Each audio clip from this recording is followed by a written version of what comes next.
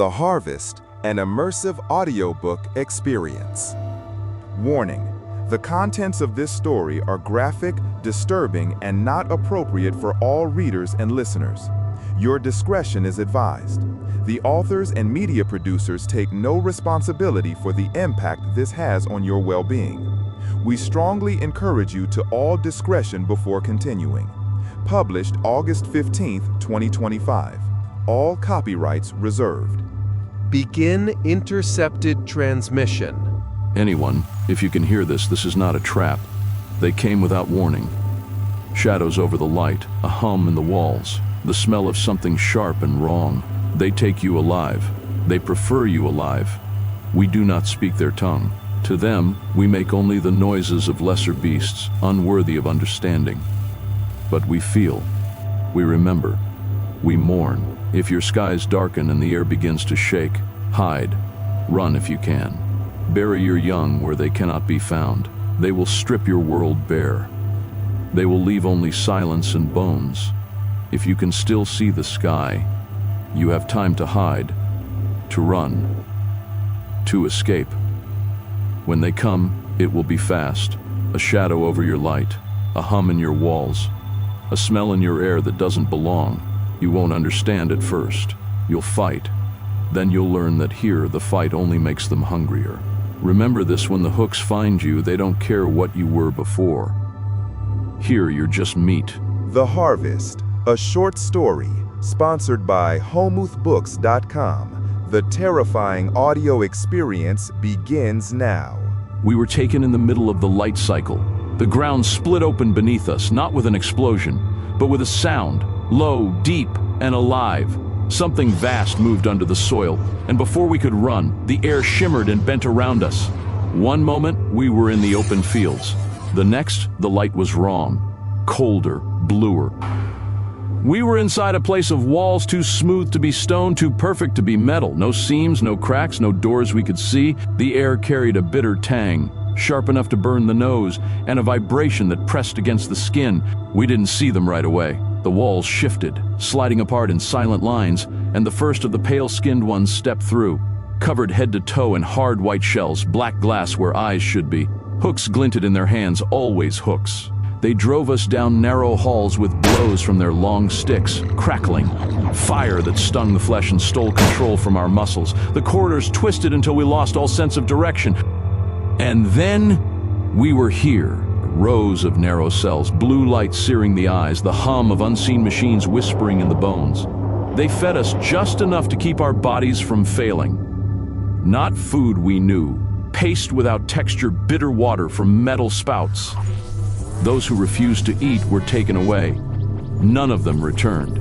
I couldn't tell you how long we've been here, and at first we tried to keep track of the light cycles, counting the moments between feedings, but the glow never changed.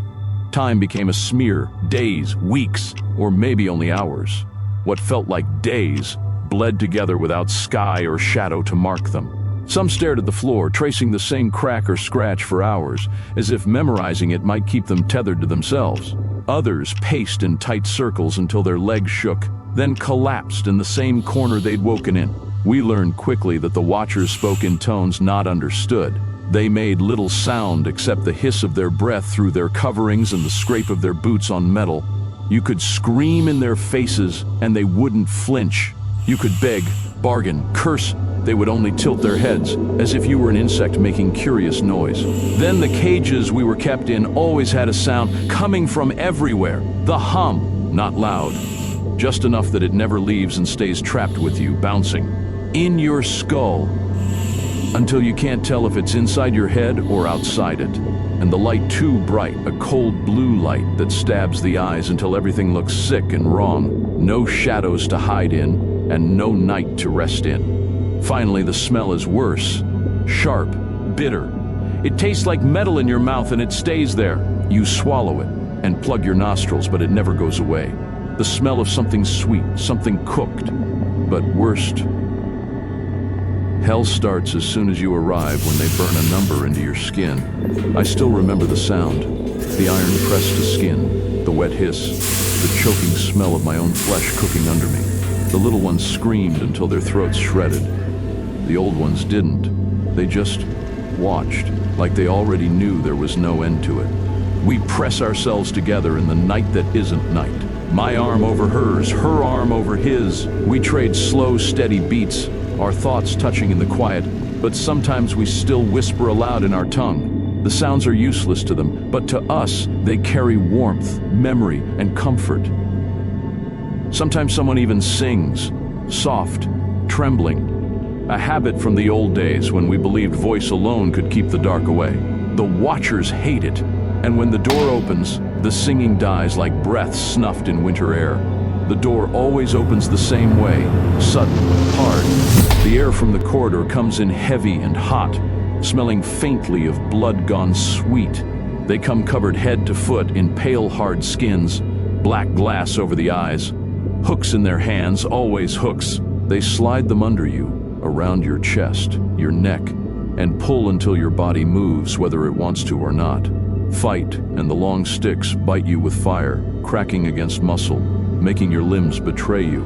The taken ones come back wrong, slower, stiff, their skin sewn shut in neat black lines, sometimes whole shapes of flesh missing, the edges seared black to keep them alive long enough for another round. They smell cooked, not rotten, cooked.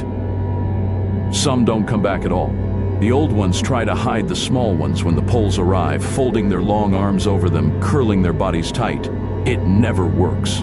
The hooks slide in, find what they want, pull them away, while the little ones scream that pitch you can feel behind your eyes. I remember my brother's heels dragging, the marks they left on the floor. My hands were locked on the bars, but the metal cut into my palms and I couldn't hold on. The door shut before I could see where they took him. But I heard him, for a long time, until I didn't. Last night they came for the woman with the scar down her back. I listened. She screamed until her voice broke. Then the sound turned into a wet gurgle. Then nothing. And then the smell came. Heavy, rich, greasy enough that you could taste it without breathing. My stomach turned until I thought I'd be sick. But the ones who've been here longer don't even flinch. Sometimes in the quiet, I think about the ones who didn't come back. Not the sight of them, but the absence. I imagine their hands, still warm when the blade touched them, flinching at the first cut because they didn't yet understand it wouldn't stop. I imagine the way the mind must scramble when you feel the shape of your own body changing under someone else's hands, the slick tug of something that used to be you leaving you forever. Rumor has it that the watchers think our brains fail to have nerves to feel pain, but it feels everything. The cold, panic flooding through it, the shame of hearing your own voice beg in a pitch you never thought you could make. And the worst part isn't the cutting. It's knowing that the shape of you in the world will go on existing, just smaller, lighter, missing pieces you'll never get back. This morning the pen was silent. Not the restless shuffling, not the soft thud of pacing feet, just stillness, as if every soul inside knew the list had already been made. I could feel it, a weight in the air heavier than the hum. Every breath I took seemed too loud, every blink too slow. Somewhere down the corridor, something metallic struck the floor, once, and the sound carried through the bars like a sentence being read aloud. The doors open, loud, and one of them enters the cage, and their hook catches under my ribs and yanks. The air leaves me. I kick until the sticks bite hard, and everything goes loose inside me. My body stops listening. The corridor is narrow. My bare feet slap the floor. The blue light is brighter here, buzzing like it wants inside my skull. The room at the end is hotter, wet. Steam beads on the walls and on my skin. Metal tables in rows. Drains cut into the floor to catch what runs off. One of us is on the table, strapped, limbs spread. The blade glides down their side, not fast, not slow, just steady. The skin opens, the red follows, steam curls from the cut. Hands lift the meat away, still trembling with heat, and lay it neatly on a tray. The heart still beats. The chest still rises and falls. They want it fresh, all of us fresh. The table is cold when they press me to it. Restraints snap shut on my wrists and ankles. I pull until something in my shoulder pops, but it's no use. A mask comes down over my face.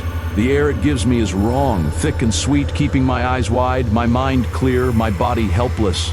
The mask hisses, and I try to keep hold of myself, but something in the air is prying me open.